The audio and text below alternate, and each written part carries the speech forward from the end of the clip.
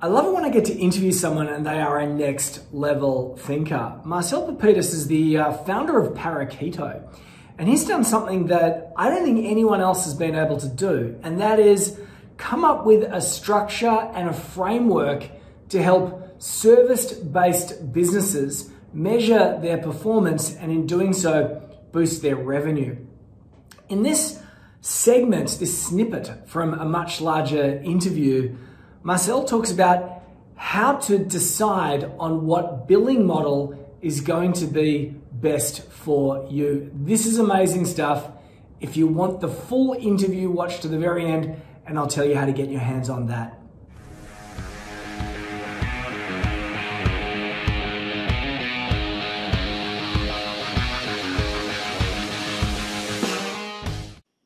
How do you decide how to price? By the hour, flat rate, value-based pricing, right? I'm not here to say that any one of those are better than the other. I think it just depends on context. And we're going to hopefully demystify here how to decide which one is right for you.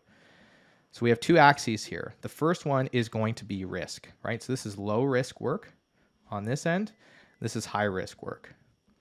So let's talk about risk. What does that mean? It basically means how close to the actuals can we get our estimate. So if we can consistently get to within 10% of an estimate on the time it actually takes us to do something or the cost it actually takes us to do something, that's low risk work. Example, we build websites for lawyers on Elementor. We've done 1,000 of them. We know exactly how long that takes. We have a template.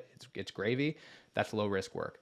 Other side of the spectrum, we build custom software on a new programming language that's not very well documented to try and land rocket ship boosters on barges in the middle of the ocean.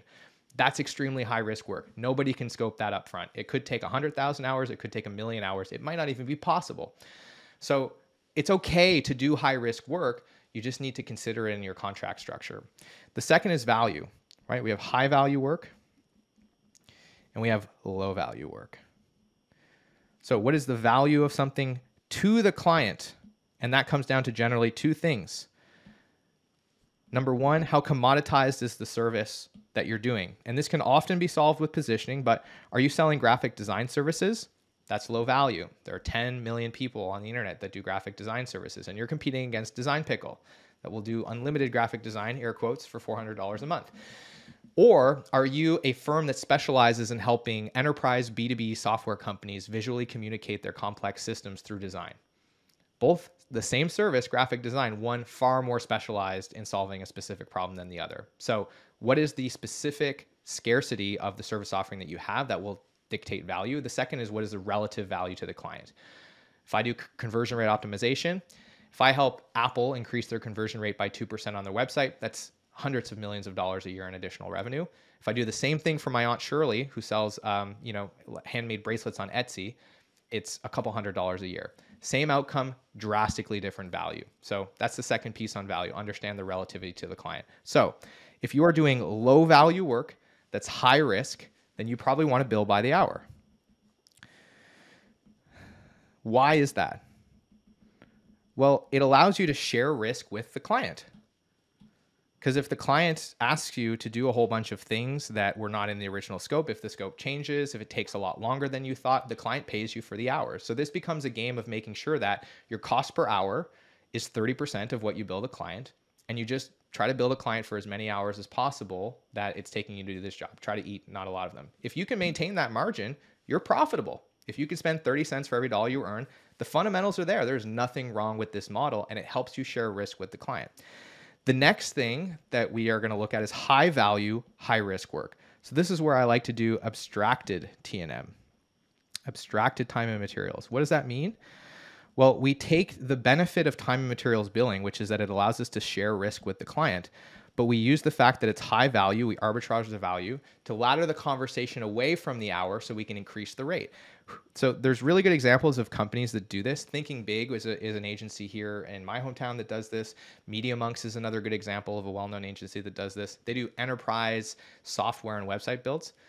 They don't talk about hourly. They talk about, hey, we're going to sell you this cross-functional development team, and it's $10,000 per sprint, and we think it's going to take between 20 and 30 sprints to complete this project for you. And so now they're using the mechanics of an hourly billing model to share risk with the client and protect themselves, but they use this value to abstract the conversation away from the hour so that they can increase that hourly rate. And what's beautiful about this is most of these contracts end up being 3 years long because the nature of the high risk work is that they finish the initial build and then the client wants 20 more features, or they get halfway through and learn that there needs to be this other module, and they just basically end up leasing a team. And so again, as long as you make sure that your margins are baked into the pricing here, you're good. The next thing is low value, low risk work. This is flat fees. So if I come to you, James, or if you come to me and say, hey, I need a new website, Marcel, and I tell you, James, it's $500 an hour, you're going to say, screw off, man. That's way too expensive. Get out of here. But if I tell you, I will get you a blazing fast, SEO optimized, proven to convert website in 2 weeks, and it's only going to cost you $5,000, you might say, that's a great deal. Where do I sign? Those two things might be exactly the same from a financial basis. I might still make $500 an hour, but because it's a low risk, I arbitrage the risk to give you certainty, and then I use the fact that it's low risk to be efficient and increase my hourly rate. So that's flat fees. And then the last one is the one that everybody's obsessed with, which is value-based pricing. And this works well when we have relatively low risk and we have high value. So now we can start to frame the conversation around, well, James, what is this website going to do for your business? Oh, you think it's going to increase your conversions by 10%? Great. Well, what's your revenue? $1 million? Great. So that's $100,000 in upside. Do you think it's reasonable for you to give me 20% of that upside in order to get the outcome? We start anchoring the price to value. It's essentially still a flat rate, unless you get into performance-based, which is very, very advanced. So this would be saying something like, well, James, why don't we partner on this and you can give me X percentage of every additional conversion that you get above what you're getting today if we roll out this website. You got to be very, like, this is why low risk is an important precursor to value-based pricing, because you have to understand the process you're going to go through and what kind of effort and investment it's going to take, as well as the kind of results it's going to get to graduate to this level of pricing. It requires high maturity in your service offering. So that is the thinking behind how to think about the appropriate alignment of risk, value, and price, and understand that over time, it's okay and natural for these services to kind of gradually move up and to the right, because as you improve your portfolio and get more logos and get more work and increase your authority, value will go up, your positioning will get better. And as you collect more data and refine your process and product, like get your services more dialed in and figure out how long they take, then your risk will go down. So these will shift, and you'll probably want to revisit this exercise several times throughout the course of your business to make sure that you're getting the most bang for your buck and that you're aligning your contract models to your products and services. What do you think about that, James?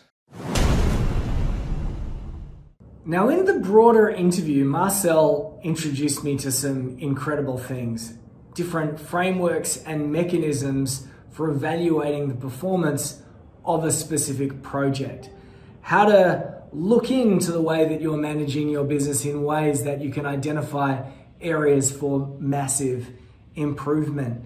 He has his own ways to analyze and describe the metrics of a service-based business. It's really next level stuff and powerful information if you run some sort of service-based business or an agency. If you're interested in getting the full interview, find the link that's somewhere underneath this video and register for our B2B Summit. When you register for the B2B Summit, which is free at this time, you'll get access to the full interview with Marcel.